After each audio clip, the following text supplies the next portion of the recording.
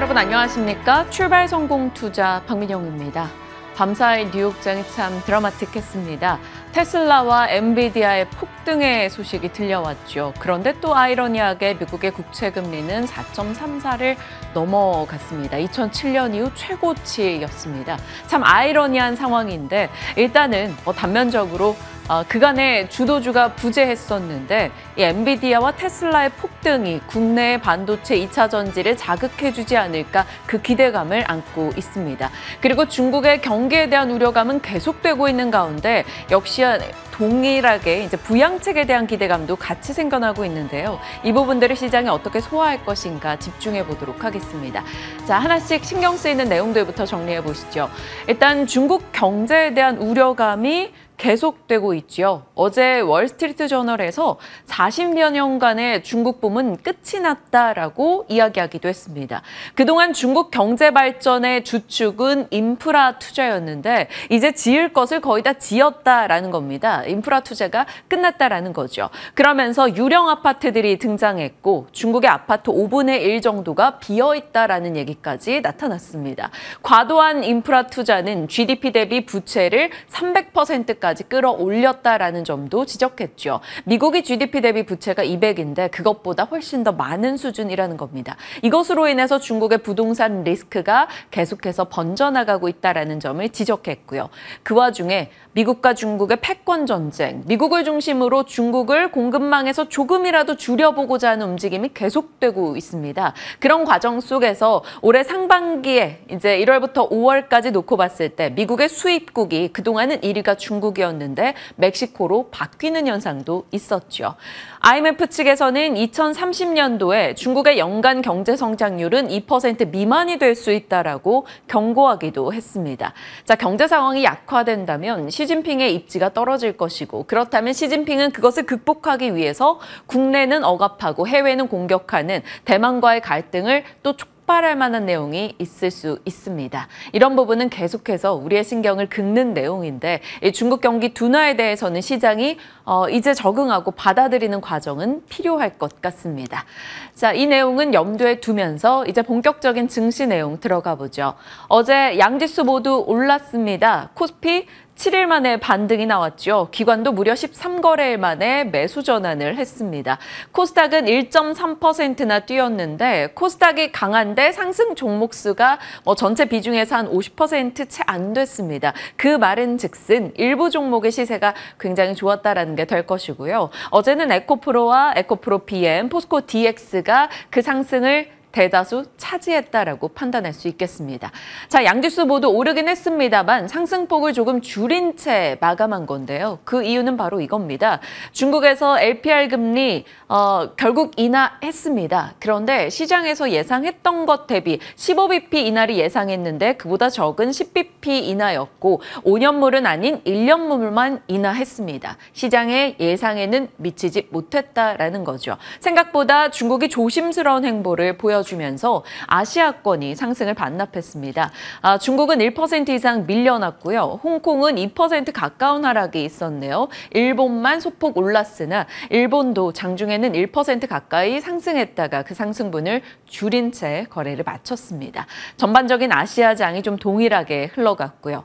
자, 8월 20일까지 누계 수출 데이터가 나왔는데 전년 동기 대비해서 10% 줄었고 무역 적자는 되려 늘었습니다. 원화 약세를 자극했고요. 어제 환율이 1,342원으로 9개월 만에 최고치로 올라가는 다소 부담스러운 흐름은 이어지네요. 계속 미국의 국채 금리와 환율, 중국의 경기 둔화 이 부분이 우리 시장의 경계감을 자극하고 있습니다. 자, 그런 가운데 올랐던 쪽을 보신다면 반갑네요. 2차 전지 쪽이 강하게 올라줬습니다. 에코프로 그룹주와 그리고 윤성 FNC와 같은 장비주들 강세 움직임 도드라졌는데요. 그간과 조금 다른 점이 있다면 개인들의 매수로 올라갔던 게 아니라 어제는 에코프로 BM, 포스코 쪽 혹은 금양 이런 쪽 종목들 대다수가 외국인과 기관의 매수로 유입이 있었다라는 점 상당히 눈에 띄었습니다. 자, 초전도체에서 부진한 흐름이 이제 테마로는 맥신이 계속 받아가고 있죠. 어제도 맥신주도 굉장히 강하게 흘러갔고요. 미용기기, 음식료, CCTV 설치를 늘린다라는 얘기가 나오면서 CCTV 관련한 종목들도 강세였습니다. 반면에 중국 경기에 대한 우려감이 자극됐고 부양책이 생각보다 약하다라는 지적 속에 화장품, 항공, 여행, 면세 쪽은 어제 하락한 채 거래를 마쳤습니다. 전체적인 분위기였고요. 그 가운데서 낙폭 과대주의 반등이 있었는데요. 하나솔루션 반가웠습니다. 7% 상승, 대한유화 그리고 NC소프트 등도 강세를 나타냈네요. 연속성을 띨지는 지켜봐야 됩니다. 전체적인 시장 어제 나쁘지 않았습니다. 모처럼만의 상승 반가웠고요. 다만 아직은 거래량이 좀 부족한 반등이기 때문에 조금의 더 지켜볼 여지는 있겠습니다. 앞서 언급드린 대로 금리, 환율, 중국 경기 여전히 경계할 요소가 남아있기 때문인 거죠. 자, 어제장 조금 더 보면 테마는 초전도체가 지고 맥신이 뜨고 이 흐름이 계속되고 있습니다. 어제도 상한가 들어간 종목이 꽤 많았죠. 휴비스, 아모센스, 나인테크, 코닉오토메이션, 경동인베스트까지 상승이 나왔고요. 센코도 올라줬네요. 티플렉스까지 17% 상승 있었습니다. 다만 이 중에서 맥신 관련주들 일부가 시간 외에서 하락하는 움직임이 있었으니까요. 좀 주의하시길 바랍니다. 초전도체 쪽은 어제 장중에 좀 처참했습니다. 파워로직 신성델타, 덕성 등의 종목들 다소 크게 밀렸던 바 있습니다. 테마 내에서도 좀 급변하는 흐름이 나오고 있네요. 자, 시간외에서는 앞서 말씀드린 대로 맥신 관련주 하락이 있었고요. 화장품, 뷰티 기기 쪽 이슈가 있었습니다. 바로 LG전자가 화장품과 뷰티 기기 판매에 나서겠다라고 밝혔습니다. 신사업 수익을 다각화하겠다라는 건데요. 2017년도부터 이제 내놨었던 LG 프라이를 필두로 해서 이제 내년도에는 프라이 화장품까지 출시를 하겠다라는 소식 들려왔습니다. 이 소식과 함께 화장품 관련주들이 시간외에서 강세를 나타냈죠. 마녀공장은 시간의 상한가, 본느, 이츠함볼, 토니모리, 한국화장품 등도 강세를 나타냈습니다. 지금 중국 관광객 유입으로 인한 소비 기대감과 이런 이슈가 조금 같이 맞물리면서 시간외에서 조금 더 강한 흐름 나타냈고요. 계속해서 미용, 의료기기 이런 쪽에 대한 코멘트들이 시장에서 나오고 있는데요. PS 마켓리서치 측에서 세계 가정용 뷰티기기가 10년 동안 10배 성장할 것이다라는 전망을 냈던 바도 있습니다. 미용, 의료기기, 홈케어 쪽에 대한 관심도가 올라가고 있어서 관련 의료기기주도 어제 좋기도 했었는데요. 그런 부분들도 염두에 두며 대응이 필요할 것 같습니다. 자, LG전자의 화장품 사업 진출 소식이 어제 시간외 시세를 장악했고요. 지난번에 8월 11일 방송 내용인데요. 중국인 관광객이 유입된다면 한국에 와서 무엇을 할 것인가? 과거에는 그저 소비하는 어떤 물품을 사는데 이제 시간을 거의 다 썼다라고 본다면 지금은 조금 형태가 달라질 수 있다라는 점을 얘기 드린 바 있습니다. 경험에 사람들이 투자한다라고 봤을 때는 덕질 관광 혹은 의료 관광도 들어갈 수 있다라는 점을 말씀드렸었고 실질적으로 올해 K 의료 관광 뷰티 여행 쪽이 엄청나게 늘었다라는 점도 살폈던 바 있습니다. 이 뷰티 여행족, K 의료 관광을 오는 이들은 장기 체류를 하고 그렇기 때문에 레버리지가 큰 사업이다. 지금 일본인 관광객들이 우리 한국에 들어와서 의료 관광하는 이제 비중이 한 5배 이상 폭증했다라는 점을 살폈던 바 있습니다. 시술이 증가하게 되면 관련한 제품에 대한 모멘텀도 나올 수 있다라는 거였죠. 이런 맥락일까요? 어제장에서는 K의료관광 관련해서 좀 기대해 볼 만한 종목들 강세에 나타나기도 했습니다. 하이로닉이 무려 30% 급등을 했어요. 상한가 들어갔고요. 한 종목이 이렇게 끌어주다 보니까 섹터 내에서 그 뒤이어서 다른 종목들도 같이 강세를 나타냈습니다. 하이로닉 같은 경우는 어제 상상인증권에서 목표가 2만 원을 제시했죠. 엄청나게 기존의 종가 대비 높은 수준이었기 때문에 시장이 민감하게 반응을 했습니다. 왜 하이로닉에 대해 긍정의 의견을 냈을까요?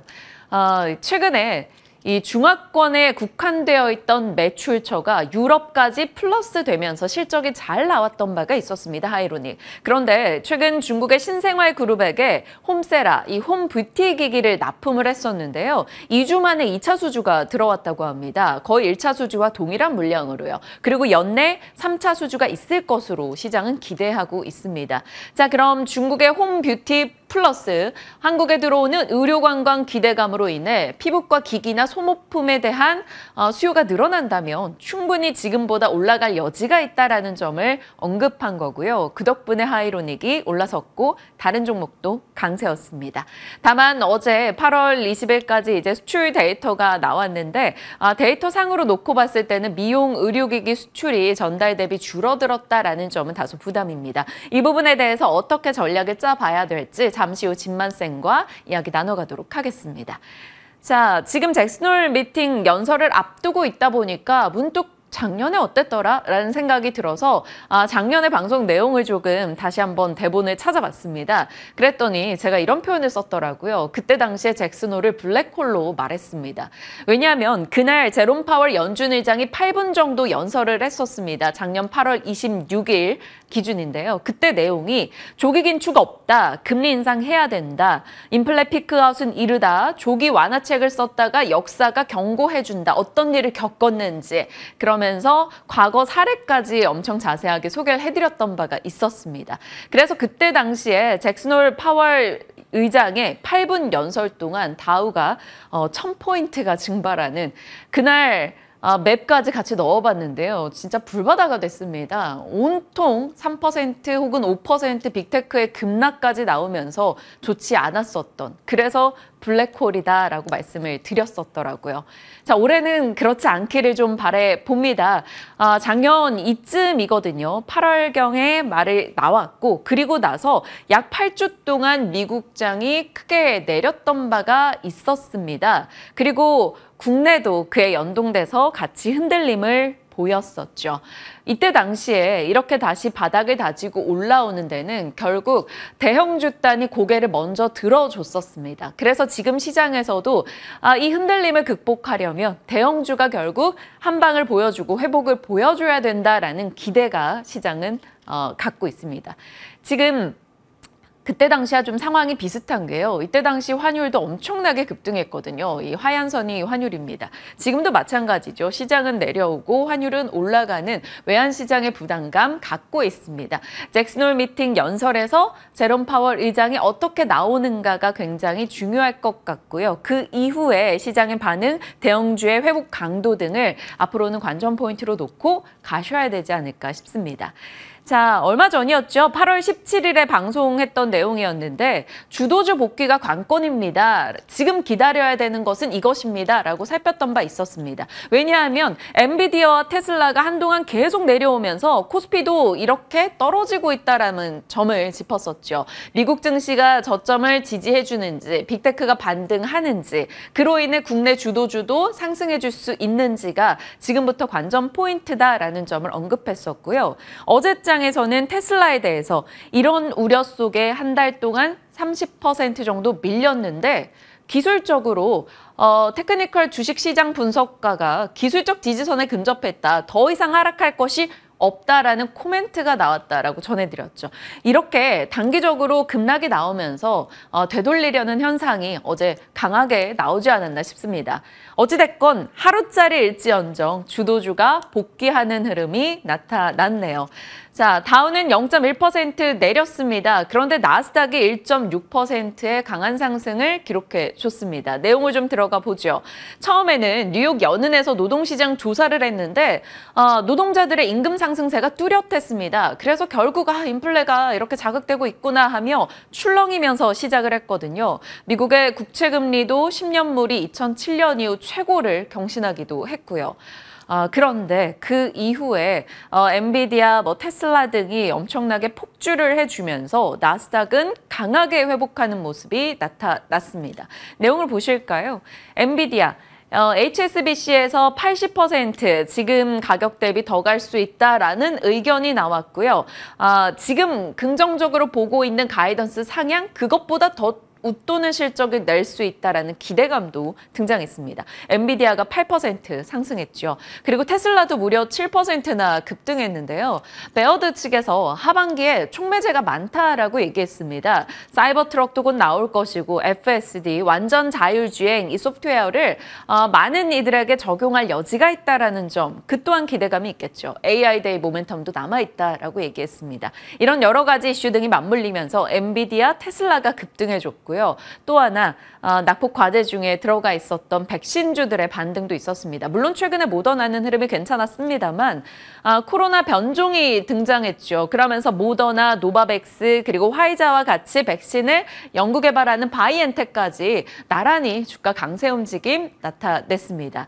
자, 반발 매수세가 들어오면서 한동안 부침을 겪었던 반도체, 전기차, 코로나 등에서 상승을 나타낸 거고요. 이 흐름에 시장은 긍정의 반응을 보였습니다.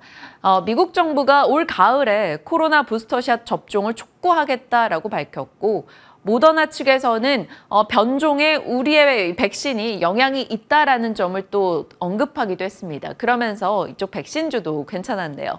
자, 그리고 이슈로는 ARM이 나스닥에 IPO 신청을 했다라는 소식 들려오기도 했고 시장에 계속 불편한 것은 바로 미국의 10년물 국채 금리가 너무나 높은 수준이다라는 게 되겠습니다. 시장의 분위기 좀 세세하게 가보죠. 자, 우주의 기운이 마치 엔비디아를 가리키는 것처럼 오늘장 긍정의 이슈가 쏟아졌습니다. 괜히 그런데 이럴 땐 또 불안하죠. 너무 다 좋다는 얘기가 나오다 보니까 괜히 경계하기도 됩니다. 어찌됐건 최근에 엔비디아 목표가를 각 기관에서는 굉장히 공격적으로 올려잡았죠. 로젠블렛이 가장 눈에 띄었었는데 $800 얘기했고요. 오늘 이슈가 됐었던 건 HSBC입니다. 기존 대비해서 더 올려서 $780를 언급했죠. 그들의 내용은 그렇습니다. AI 서버 추정치 자체가 상향이 됐고 그 가운데서 엔비디아의 출하량은 굉장히 높은 수준일 것이다. 가이던스보다 더 좋은 실적을 내놓을 것으로 예상하고 있습니다. 자, 뿐만 아니라 금액 자체는 크지 않습니다만 영국에서 이런 이슈도 있었습니다. 영국 정부가 GPU에 구입하는 데 쓰는 예산을 1,700억 정도 배정했다라고 합니다. 엔비디아 등과 조달을 협상하고 있다라는 건데 금액은 크지 않지만 국가가 나서서 이렇게 하고 있다라는 것을 나름의 상징적인 의미가 있지 않았나 싶습니다. 이런 이슈 등이 맞물리면서 엔비디아가 오늘 폭등할 수 있었던 거고요. 너무 좋은 이야기가 나올 때는 경계 살짝 해볼 필요는 있겠죠. 실적과 가이던스 이번 주에 어떻게 나오는지 혹여라도 지금의 기대치가 이렇게 높은데 조금이나마 기대 이하의 이제 발언이나 움직임이 나온다면 실망 매물도 분명 부담일 수 있습니다. 자, 뉴욕장 좀 더 세세하게 봐볼까요? 빅테크와 반도체, 전기차, 코로나 쪽이 올라줬는데 반도체 쪽은 엔비디아의 폭등, AMD, 브로드컴, 랩리서치 등의 종목 강세였습니다. 엔비디아는 이제 신고가까지 2% 정도 남겨뒀고요. 브로드컴은 VM웨어 인수에 대해서 영국의 승인을 받았다라는 소식에 강했습니다. 이 때문에 필라델피아 반도체가 3% 정도 올랐고요. 전기차는 전기차 종목과 리튬주들이 이제 같이 올라가는 흐름이 나왔는데요. 테슬라가 텍사스 충전 인프라 의무 도입 계획 승인을 받았다라는 소식이 들려왔습니다. 결국 테슬라는 자동차를 팔아서 자동차로 자율주행 빅데이터를 얻어내고 그것으로 충전소에 대해서 공유를 하며 그걸로 빅데이터를 얻어내고 결국 완전 자율주행을 향해서 가고 있다라는 평가 일전에 많이 언급드렸었는데요. 이런 소식 등으로 인해서 충전 쪽에 기대감이 테슬라에겐 긍정으로 작용을 했고요. 다른 충전 사업을 하고 있는 업체들에겐 당연히 부담이겠죠. 블링크 차지나 차지포인트 등의 종목들은 하락한 채 거래를 마쳤습니다. 자, 샤오펑도 오늘 못지않게 급등이 나왔는데요. 뱅크 오브 아메리카가 폭스바겐과 파트너십을 함으로써 2025년 흑자 전환 전망을 내놓으면서 강하게 올라가기도 했습니다. 자, 다만 니콜라는 23% 빠졌는데요. 전환사채 발행 이슈나 인도량이 목표치에 달하지 못할 것이다 라는 얘기가 나오면서 다소 밀렸습니다. 그 밖의 특징주로는 나이키 2025년 만에 최장기간 무려 8거래 연속해서 하락하는 흐름 나오고 있다라는 내용이었고요. 팔로알토는 실적이 좋았습니다. 그러면서 시간 이제 14% 장 전부터 강세 움직임을 나타내더니 장중까지 그 시세를 이어갔습니다. 보안에 대해서 국내에서도 이슈가 조금 있기 때문에 보안주들도 관심 둘 수 있을지 궁금해지네요. 자, 이런 흐름을 다 소화하면서 뉴욕장이 분위기 괜찮았죠. 빅테크 전반의 시세가 나타났고요. 사실 어찌 보면 빅테크만 좋았다라고 봐도 과언이 아닙니다. 전기차, 반도체, 빅테크요. 왜냐하면 국제금리 이슈가 부담이 되고 있기 때문에 다른 쪽들이 조금은 차분했습니다. 유가는 내려갔어요. 9월 달에 있을 이제 G20 정상회담에서 바이든과 빈살만이 회동하게 된다면 원유 공급이 늘어날 여지가 있기 때문에 그것에 반영해서 유가는 떨어졌습니다. 그러면서 에너지주도 하락했네요. 계속 다우와 나스닥의 나름의 시소 움직임이 나타나고 있는데 오늘은 나스닥의 압승이었다라고 볼 수 있겠습니다. 자, 나스닥의 압승을 이끌었던 건 테슬라와 엔비디아인데요. 이 엔비디아 이슈가 들려오면 어김없이 국내에는 GPU와 HBM 이렇게 연결고리가 잡힐 수 있겠죠. HBM 관련주들 시세 체크는 필요해 보입니다. 어제 나왔던 뉴스 중에 SK하이닉스가 세계 최고 성능 D램을 개발했고 엔비디아가 성능을 검증하고 있다라는 이슈였고요. 엔비디아 목표가 상향 폭주 앞서 전해드린 내용입니다. 이런 이슈가 있을 때마다 HBM 관련한 종목들 공정별로 관심을 받는데 언제나 이제 대장은 한미반도체 이소페타시스가 될 것이고요. 그 외의 종목으로 최근에 많이 관심받고 있는 게 바로 이쪽이죠. 리플로우 쪽, PSK홀딩스, 프로텍, 레이저셀, STI 등이 되겠습니다. 최근 들어서 증권사 보고서와 이상하리만큼 이제 많은 출연자분들이 긍정적으로 얘기하는 종목이 또 이오테크닉스예요. 이 부분도 같이 점검하시길 바랍니다.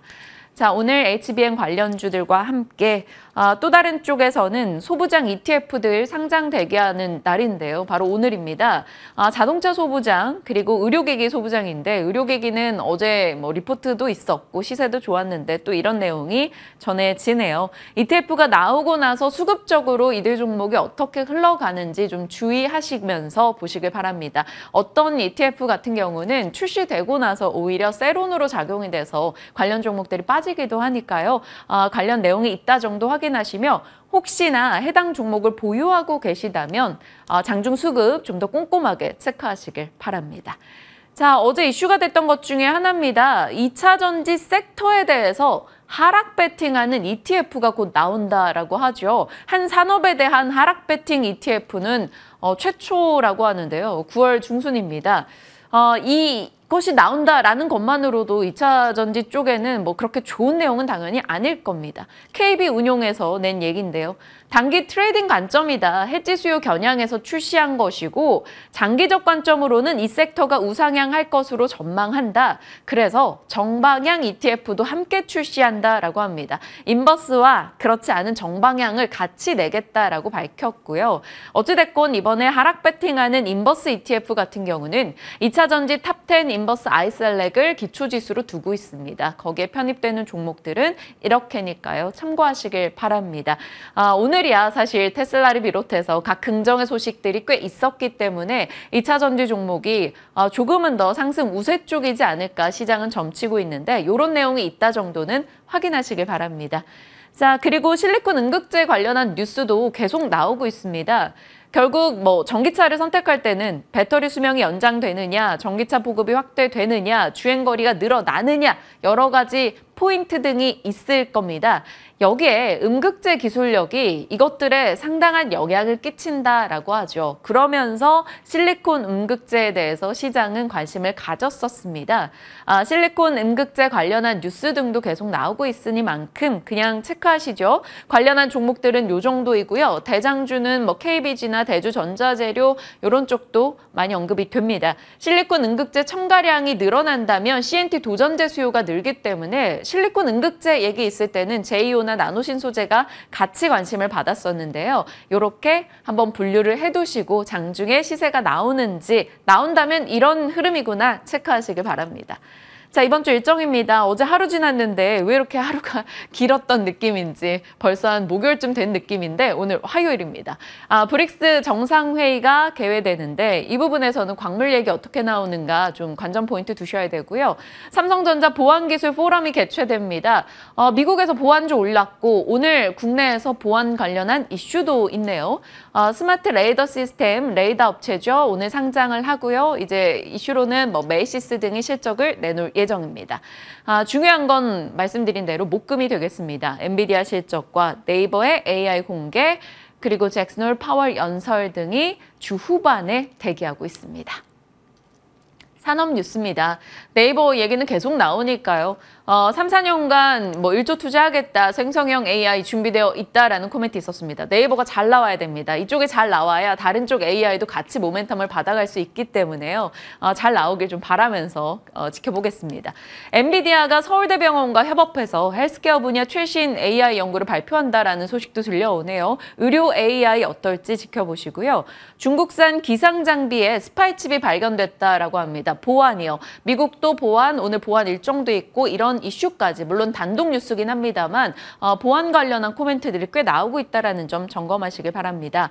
어제 하나오션이 장 마감하자마자 유증 얘기를 꺼내놨습니다. 그러면서 시간 외에서 5% 이상 빠졌다라는 점 점검하시고요. 후쿠시마 처리수 이야기 나오네요. 소금 육개 관련주들이 보통 이런 이슈가 있을 때 반응을 보입니다만 오늘은 사실 워낙 이슈들이 굵직한 게 많아서 여기까지 관심이 갈지는 모르겠습니다. 체크 정도만 하시길 바랍니다. 시장 이슈들 정리했습니다. 지금부터 전략 챙겨보시죠.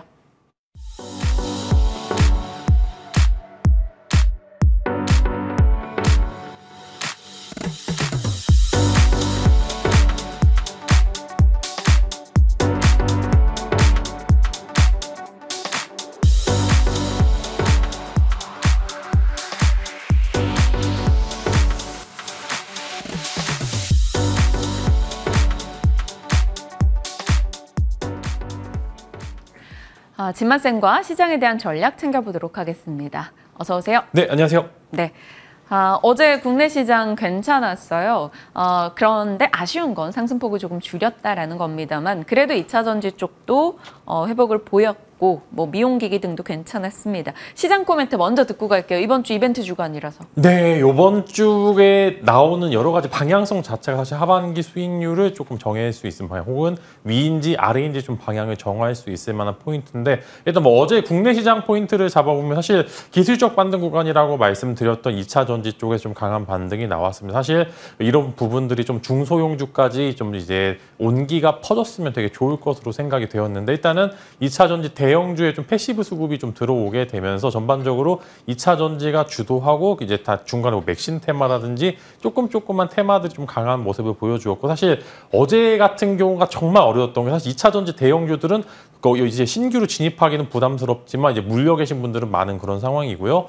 이제 중간중간에 초전조체 관련주들도 하한가 갔다가 다시 올라갔다가 다시 빠졌다가 이제 수급을 정말로 이제 왔다 갔다 하게 되는 요소들이 굉장히 많았기 때문에, 사실상 이 테마를 제외하고는 그런 수급이 온기가 전혀 없었기 때문에 재미없었던 시장일 수도 있습니다. 그래서 좋았다라고는 하지만 실제로 실상 수익을 거둘 수 있었던 부분들은 많이 없었던 부분들이 있기 때문에 오늘은 조금 더 이런 온기들이 좀 퍼지길 좀 바라겠고요. 미국 시장 엔비디아도 많이 올랐고 테슬라도 많이 올라서 일단 오늘 국내 시장이 어느 정도 갭상승 시작할 것으로 좀 예상이 되고 있는데, 일단은 불안한 요소들이 조금 많이 존재합니다. 여전히 이제 시장 특정 종목, 즉 이제 세계를 조금 주도하고 있는 여러 가지 대장주들 중에서 이제 엔비디아와 테슬라 두 종목이 많이 올랐다라는 점에서 분명히 국내 증시에는 긍정적인 영향을 초반에는 끼칠 것으로 예상이 되는데, 미국 10년물 국채가 너무 많이 올랐습니다. 이게 국채 금리가 너무 많이 올랐다라는 것은 사실 이제 신흥국에게는 그렇게 달가운 소식만은 아니기 때문에 장 초반에 이제 수급이 굉장히 중요한 것으로 좀 보입니다. 사실 지수의 바닥권을 잡는 수급은 기관이 먼저 우선적으로 잡아주고요. 그다음에 지수의 상승을 주도를 하는 것은 외국인들의 수급들이 시장을 좀 주도하는 그런 여러 가지 수급의 주체로 좀 파악이 되고 있는데, 마찬가지로 오늘의 장초 수급이 개인들이 엔비디아 올랐고 테슬라 올랐으니까 오늘 시장 좋을 거야 하고 묻지마 매수를 하는 순간 조금 조심을 하셔야 됩니다. 그래서 지금 장 초반에 수급 주체가 어떤 주체가 메인 주체가 되는지 여부에 따라서 장초 갭상승하고 이제 완전히 이제 내려오는 그런 모습들을 보여줄 수 있기 때문에 너무 환희보다는 이런 상승 때 수급 주체 보고 팔 부분들은 분명히 팔아야 되는 요소들도 충분히 있습니다. 그래서 너무나 큰 기대보다는 어느 정도 보수적인 시각을 가지고 이번 주까지는 계속적으로 오히려 지금 이제 이렇게 갭상승하게 되면은 애매했던 종목들 마이너스 3%, 마이너스 5% 종목들을 현금화할 수 있을 만한 좋은 기회이기 때문에 다음 주를 보시는 게 조금 더 현명하고요. 저는 이번 주는 어느 정도 이제 정말 주식 비중이 높다라고 하면은 분명 주식 비중을 줄여야 된다라고 생각을 하고 있습니다. 그래서 저는 오히려 빅 이벤트 직전의 상승은 오히려 현금 확보를 강하게 권유를 좀 드리려고 하고요. 오히려 어제 나스닥이 추가적으로 하락을 하면서 국내 시장도 조정이 있다라고 하면은 이벤트 앞두고서 어느 정도 베팅해 볼 만한 그런 구간, 오히려 역발상 투자를 해봐야 되는 구간들이 됐기 때문에 저는 이런 부분들 제 개인적인 생각으로는 목요일, 금요일 이전에 지수가 많이 오르게 될 경우에는 어느 정도 재료 소멸의 관점을 한번 포인트로 잡아보시고요. 많이 오르게 된다, 이제 많이 내리게 되면 오히려 기술적 반등 구간이 충분히 강하게 나올 수도 있는 구간이다. 이렇게 말씀을 드리면서 현금 확보에 주도를 해보실 필요가 있다라고 좀 정리를 해드리도록 하겠습니다. 오히려 이런 시세로 인해서 좀 강하게 국내 종목들이 반등이 나온다면 이벤트 전에는 조금 현금 확보 차원에서 이익을 챙겨 두자 이렇게 답변을 주셨습니다. 이렇게 답변 듣고 나니까 갑자기 다음 질문들이 조금 의미가 없어지는 2차 전지 반도체 질문 차례로 대기하고 있었거든요. 2차 전지 쪽에서 그러면 뭐 좀 지금 사볼 만한 종목은 없는지로 가야겠네요. 네, 2차 전지 쪽으로 이제 사실 말씀을 드리게 되면 저는 이제 그렇게 생각합니다. 지금은 대형주들이 조금 쉬어가고 이제 중소형주들에게 어느 정도 뭐 장비주다라든지 아니면은 여러 가지 테마성 이슈에 돈이 좀 돌아야 된다라고 생각을 했는데 사실 이제 예전 같았으면 뭐 이제 에코프로나 에코프로 BM이 뭐 3에서 5% 이상 상승하는 경우가 나왔을 때 낙수 효과가 굉장히 이제 좀 많이 퍼졌었는데 최근에 그냥 수급이 이제 꽉 막혀 있습니다. 대형주의 패시브 수급 들어오고 그다음 중소형주들은 오히려 덜 오르고 이런 액션들이 올해 계속적으로 좀 보여주고 있는데 여기서 더 오르기에는 이제 외형적으로 갖춰져 있을 만한 그런 추가적인 이제 드라이브를 할 만한 요소들이 많이 부족하기 때문에 저는 만약 2차 전지 관심을 갖게 되면 아까 이제 잘 설명해 주신 음극재 쪽도 충분히 관심 가져볼 만한 포인트다라고 보고요. 그다음에 뭐 장비주들도 충분히 현재 관심을 가져보실 수 있을 만한 구간이기 때문에 일단 대형주들은 패시브 즉 이제 매크로적인 측면이 해소가 된다라고 하면 뭐 직전 고점을 돌파는 못하겠습니다만 충분히 추가 시세를 나올 수로 예상이 되는데 만약에 지금 신규로 어떤 종목들이 괜찮냐라고 물어보면 뭐 이녹스나 이제 아까 보신 대주전자대료 같은 음극재 기업들 먼저 보시면 좋을 것 같고 아바코도 이제 장비주 단에 굉장히 좋은 자리에 위치해 있기 때문에 일단 2차 전지 쪽은 대형주들은 그렇게 매력적인 구간보다는 기존에 물려 계신 분들 혹은 이제 지난주에 제 코멘트 보고 사셨던 분들께서는 조금 더 드라이브가 가능하지만 지금은 트레이딩의 영역으로 보시는 게 좋을 것 같다. 만약에 지수가 괜찮다라고 가정을 하게 되면 음극재 테마나 혹은 장비주 테마 그쪽 두 쪽으로 한번 시선을 돌리는 것도 좋아 보인다. 이렇게 말씀을 드리려고 합니다. 음극재, 장비주 살짝 적어놓고 기억해 보겠습니다. 자, 엔비디아 폭등 나왔고요. 어제 SK하이닉스의 뭐 차세대 HBM 차기 제품을 개발한다라는 소식과 엔비디아가 검증에 돌아갔다라는 소식 등등이 들려왔습니다. HBM 관련한 종목들 안 그래도 뭐 이쪽에 좀 굳건했었어요. 한미반도체도 그렇고요. 어제 또 이스페타도 그렇고 관련한 종목들 지금은 담아볼 수 있는 종목 뭘로 보십니까? 사실 이제 담아볼 수 있을 만한 종목이 흔치 않은 게 정말로 많이 올랐습니다. 사실 지수 조정이 무슨 상관이냐 정말로 이제 급격하게 올랐는데 이제 대장주만 보시라고 했던 게 사실 이제 HBM 반도체 컨트롤하는 부분들이 좀 없기 때문에 사실 이제 조금 애매한 부분들이 좀 있습니다. 그래서 이제 저는 뭐 솔더블 관련주들이 조금 이제 그나마 시세가 좀 덜 나왔기 때문에 만약에 오늘 정말로 이제 외국인들이 수급이 뭉탱이로 들어와서 반도체 쪽에 들어오게 된다라고 하면은 뭐 후공정 업체들도 최근에 조정이 많았기 때문에 한번 후공정 업체나 이제 관련주들 한번 정도 지켜보시는 게 좋을 것 같고 또 이게 또 사실 이제 어제 사실 엔비디아 오르기 전에 제가 진만 스픽을 이제 선택을 하긴 했었는데 이따 이제 또 관련주들 한번 다뤄보려고 이제 가져와 봤기 때문에 여러분들은 이따 진만 스픽까지 한번 시선 고정해 보시기 바라겠습니다. 네. 잠시 후에 진만 스픽에서 어떤 얘기 나오실지 기대해 보시길 바랍니다. 조금 전에 이제 지인한테 연락이 왔어요. 근데 자기 이제 MTS가 잘못된 것 같다고 엔비디아가 이렇게 폭등한 채로 돼 있는데 시세가 좀 이상하다고 연락이 왔는데 그만큼 다들 믿을 수 없다라는 정도의 좀 강한 시세가 나왔어요. 각 이슈들이 이제 또 어떻게 소화하는가. 그리고 단연 뭐 이걸로 인해 오르는 건 좋지만 그 부분 이후에 또 추가 전략을 어떻게 짜야 되는가 고민은 해보시길 바랍니다. 자, 엔터 얘기 좀 해볼게요. 사실 엔터 쪽 어제 저희가 아이템으로 꼽아놓고 오늘 브리핑을 준비를 못했습니다. 다른 게 너무 아이템들이 쏟아져가지고 하다가 시간이 부족했는데 그래도 엔터주 보유자분들을 위해서 전략이 필요할 것 같아서 저희가 꼭 여쭤보고자 했어요. JYP 엔터 실적 기대 살짝 못 미치고 나서부터였습니다. 엔터주가 쫘라락 미끄러졌어요. 어제는 그나마 조금 괜찮았는데 이 엔터사 들고 계신 분들은 어떻게 해야 될까요? 네, 사실 이제 엔터 쪽이 정말 JYP 실적 발표 이후에 이제 정말로 이제 내리막길이라기보다 일단 뭐 단기간 좀 강한 조정이 나왔는데 시장에서 좀 그렇게 판단을 하고 있습니다.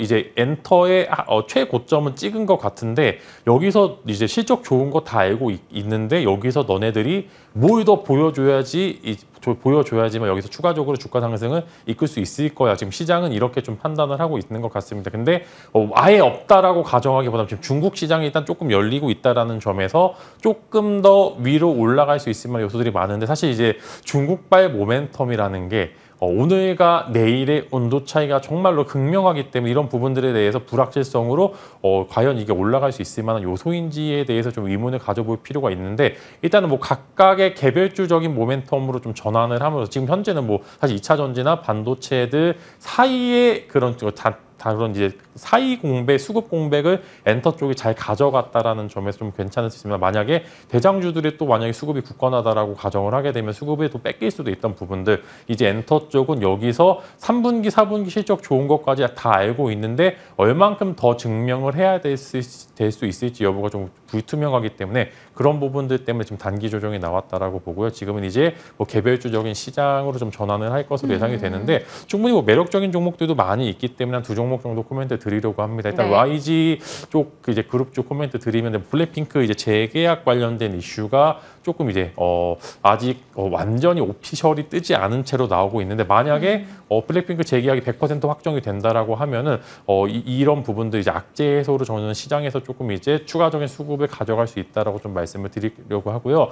또 이제 하이브죠. 하이브는 뭐 여러 가지 긍정의 코멘트도 많이 받고 있는데 마찬가지로 거의 JYP와 비슷한 주가 흐름을 보여주고 있는데 또 이제 방탄소년단 BTS 군대 간 이제 사람들이 조금 하나둘씩 이제 오면서 이제 새로운 이제 가수 라인업을 좀 웃으시네요. 네, 이제 보유할 수 있다라는 점에서 이제 그런 이제 가장 위기 때 잘 버텼다는 거는 위기가 끝나갔었을 때 조금 더 탄력적으로 이제 수급에 붙을 수 있을 만한 요소들이 많기 때문에 두 종목 YG 하이브 정도를 조금 이제 관심주로 한번 코멘트 드리도록 합니다. 네. BTS가 이제 뭐 단체 활동을 어찌됐건 군백기로 인해서 좀 못하다 보니까 이제 걱정했었는데 개별 활동들을 또 굉장히 활발하게 해줘서 팬층에서는 굉장히 기쁜 일이죠. 자, 말씀 주신 대로 YG 엔터, 하이브 얘기를 해주셨고요. 자, 이제 엔터 쪽 살펴봤는데 이제 의료기기 또 미용기기 쪽도 들여다봐야 될 것 같습니다. 어제 하이로닉 보고서발이었다라고 해도 과언이 아닐 만큼 하이로닉 상한가와 함께 관련주들이 강하게 올라줬습니다. 하지만 이쪽 뭐 이슈 무시 못하고요. 다만 많은 분들이 지적하시는 것은 이제 많이 올랐다라는 부담입니다. 그 부분 포함해서 전략 주세요. 네, 저는 이제 슬슬 이제 마무리가 되지 않을까 싶은 느낌이 사실 이제 수출 데이터를 봤는데 8월 수치가 이제 7월보다 좀 슬슬 이제 꺾였어요. 이제 네. 조금씩 상고하저든 이제 상고하저의 느낌이 조금씩 나고 있습니다. 즉 이제 작년 동기 대비해서는 훨씬 더 많이 늘었는데 직전 달 이전보다는 지금 조금씩 꺾여 나가는 모습을 보여주고 있는데 사실 이때가 가장 무섭습니다. 이게 한 번 정도 위에 고점에서 수출 데이터가 꺾였을 때 보통 대부분의 산업들이 조정이 좀 강하게 나왔는데 긍정적인 이제 기사 보고서도 많이 나오고 있고 사실 이제 보통 이제 아까 이제 말씀드린 것처럼 조금 이제 관련된 ETF 나왔을 때가 거의 끝물 분위기의 사실 느낌들이 많았고 메타버스도 그랬고 여러 가지 원전도 그렇고 항상 이제 관련된 이제 테마 ETF가 출시되었을 때가 거의 끝물 느낌이 좀 강했습니다. 근데 마찬가지로 저도 이제 슬슬 조심을 해야 되는 게 데이터가 여전히 8월에도 견고했다라고 하면은 저는 일단은 조금 더 지켜봐도 될 것 같다라고 코멘트를 드리려고 하겠는데 이제는 조금 조심해야 될 필요가 있고요. 이제 개별주로 전환이 돼가지고 이제 뭐 개별 모멘텀 따라서 조금 더 오르고 내려가는 그런 종목들이 많이 나올 것으로 예상이 되고 있기 때문에 너무 긍정의 코멘트보다는 슬슬 조심해야 될 필요가 있다. 밑에서 하단부에서 잡으신 분들 조금 수익을 실현해 보실 필요가 있다. 언제 ETF 상장 전후로 해서 아마 이제 조금 더 나올 겁니다. 테마성 ETF가 조금 더 나올 수도 네. 있기 때문에 관련해서 조금 수출 데이터 꺾였기 때문에 조심해 보자라고 말씀을 드리겠고요. 그래도 여전히 중국발 모멘텀은 존재를 합니다. 8월, 9월에서 어느 정도 이제 수출 데이터가 줄었다 하더라도 이제 국내로도 들어와서 이제 또 시수를 받을 수도 있는 거니까 그런 부분들도 감안해서 지켜보시면 좋을 것 같다는 말씀. 여전히 대장주로는 파마 리서치와 그다음 클래시스 두 종목을 파마 리서치는 계속 이제 코멘트 드리고 있는데 여전히 매력적인 구간이다라고 좀 말씀을 드리면서 매출이 늘어날 수밖에 없는 구조기 때문에 좀 개별주 관심 가져보시면 좋을 것 같고요. 한 종목 더 이제 새로 신규 코멘트 드리면은 바이오 플러스가 이제 미용이나 이제 톡신 쪽에서 조금 이제 보톡스 쪽이 좀 자유로운 면이 좀 있기 때문에 이런 부분도 한번 관심 가져보시면서 한번 이제 신규 커버하는 이제 바이오 플러스 한번 관심 가져보시면 좋을 것 같습니다. 파마 리서치 클래시스야 뭐 워낙 자주 말씀을 주셨던 종목이고 신규 커버주로 바이오 플러스 얘기해 주셨어요. 그리고 기억나는 게 펌텍코리아였던 거예요. 그 용기 쪽. 또 긍정적으로 얘기 주셨었던 걸로 기억하는데 그 종목은 어떻게 해요? 그때 당시 펌텍코리아랑 연우 두 종목 코멘트 드렸었는데 펌텍코리아는 많이 올랐고 연우는 조금 지지부진했던 게 이제 ODM 업체에 좀 이제 긍정적인 모습을 보였던 게 이제 펌텍코리아였고 안 좋은 모습을 보여주었던 게 연우가 사실 이제 인수가 되면서 오히려 이제 자회사한테 좀 이제 유익률을 빠져나가는 부분들이 있기 때문에 저는 일단 펌텍코리아는 연우는 이제 조금 조심해 조금 이제 주가가 이제 많이 오르기는 좀 제한이 된다 이렇게 코멘트 드리도록 하겠습니다. 알겠습니다. 질문이 왜 이렇게 하고 싶은 게 많은지 곧장 다음 질문 드릴게요. 지마스픽입니다. 앞서 엔비디아 관련해서 눈여겨볼 종목 말씀해 주신다고 하셨는데 어떤 겁니까?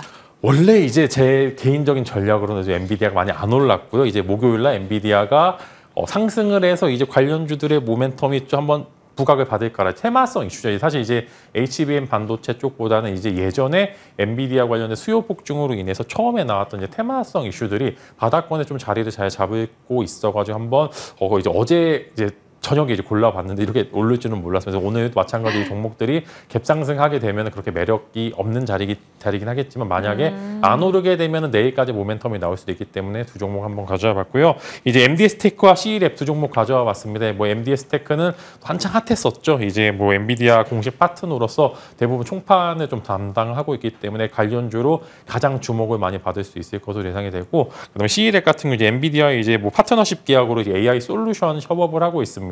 두 종목 이제 거의 기술적인 즉 차트가 거의 비슷하게 한 번 정도 강한 조정들이 계속 있었다가 바닥권을 좀 잡아가는 모습들 보여서 한번 이제 관련주 만약에 그렇게 되면 오늘 어느 정도 시세가 나올 수도 있다라는 부분들이 있기 때문에 한번 만약에 갭상승 크게 오르지 않는다라고 하면 오늘부터 해서 내일 정도까지는 관심 가져보시면서 한번 이제 트레이딩 해보시는 게 좋을 것 같다라고 코멘트 드리도록 하겠습니다. 네, 알겠습니다. 말씀 주신 내용 어떻게 전략을 짜야 되는지 주셨으니까 그 전략을 꼭 참고하시길 바랍니다. 오늘의 급등 여부에 따라서 또 전략이 좀 달라질 수 있으니까요. 확인하시길 바랄게요.